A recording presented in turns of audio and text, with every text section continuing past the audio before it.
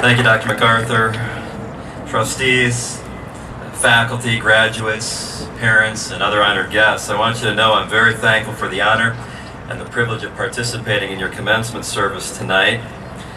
First of all, graduates, congratulations. And what a great milestone in your life, and I'm happy to join in thanking and praising God for allowing you to get to this place in your relationship with Him. Tonight I want to ask you to think with me about a portion of Philippians chapter 2, verses 15 and 16. And for sake of time, I'm just going to jump right into the middle of one of the Apostle Paul's long but very powerful sentences. And when he says, "Prove yourselves to be blameless and innocent, children of God above reproach, in the midst of a crooked and perverse generation, among whom you appear as lights in the world, holding fast the word of life." For our purposes tonight, let's summarize that argument with these words. Your community needs you. Friends, your community needs you. Now I realize you might say, well, what community? Well, wherever God's going to take you next. And I understand you still may be wondering where that place is going to be. But here's the truth, our sovereign God knows. Do you believe that tonight? His promise to the captives in Babylon is equally true for us. Jeremiah 29:11, "For I know the plans that I have for you, declares the Lord. The plans for welfare and not for calamity, to give you a future and a hope." And friends, it's an individual plan. You know, there's a lot of uniformity in a commencement service. We all have these robes on, and we're thanking God right now for them, are we not? We all have these hats, diplomas, all that. A lot of uniformity. But from the perspective of heaven, God sees individuals tonight. That's Susan, and next year she'll be teaching at a public school in Boise. That's Jose. After graduate school, he'll be an accountant in Atlanta. So please think with me about the community to which God will call you, even if you don't know the exact location yet. And then factor our text into your consideration. And what does God want you to do when you get there? Is to prove yourselves to be blameless and innocent, children of God above reproach, in the midst of a crooked and perverse generation, among whom you appear as lights in the world, holding forth the word of life. I want to suggest to you that this great passage gives us three commodities that every community needs. Think with me about them. First of all, authentic purity. People who are blameless, innocent, children of God above reproach.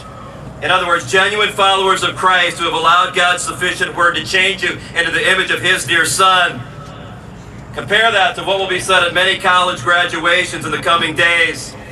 And things like, be sure to follow your dreams, or be true to yourself, or design an electric car. You're the master of your fate, and find a cure to cancer. Not that all that is wrong, but friends, that's not what your community needs the most. And we're talking about the powerful apologetic of a changed and changing life. The great news is that many of you are well on your way.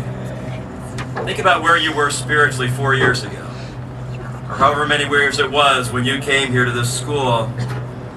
Then let me ask you this. Has God kept His promise made earlier in the book of Philippians, that He who began a good work in you would perfect it until the day of Jesus Christ? And many of you have cooperated with that work. You've taken the Apostle Peter's command seriously to grow in the grace and the knowledge of the Lord and Savior, Jesus Christ.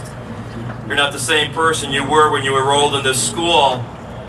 My challenge to you now would be to commit yourself to that same process of progressive sanctification lifelong. And please don't let your time at Masters become the highlight of your spiritual journey. And don't be like the athlete whose greatest days were in college. Now he's flabby and out of shape and couldn't hit a jump shot to save his life. It might be okay in sports, but it's certainly not acceptable when it comes to sanctification. Your community, wherever God's going to take you next, it needs you. It needs you to be blameless, to be innocent, to be children of God who are above reproach. Authentic purity. By the way, that often starts by cultivating a heart of gratitude. Just prior to the two verses we've been quoting, Paul spoke about thankfulness. And do all things without grumbling and disputing. And the principle is a pure life often flows out of a thankful heart. Graduates, many of you have some people here tonight for whom you should be very thankful.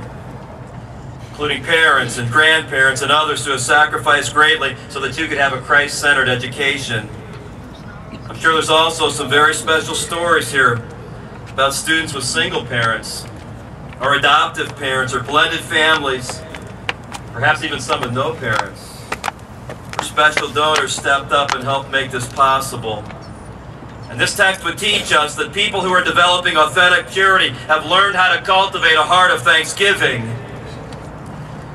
I remember one of my first semesters in Bible college, I was walking over by the dorms on the day that all the students were moving in, and one of the young ladies got out of a taxi. Our school's in a small town far away from any taxi service. It just looked out of place. I thought, why would a person come to college in a taxi? I met sometime later this young lady, and I asked her about that, and she said, well, and my dad's a taxi driver in New York City.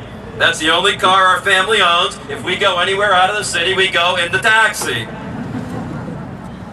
And I thought about her father many times after that. I wondered, how many taxi rides do you have to give to pay for a semester's tuition?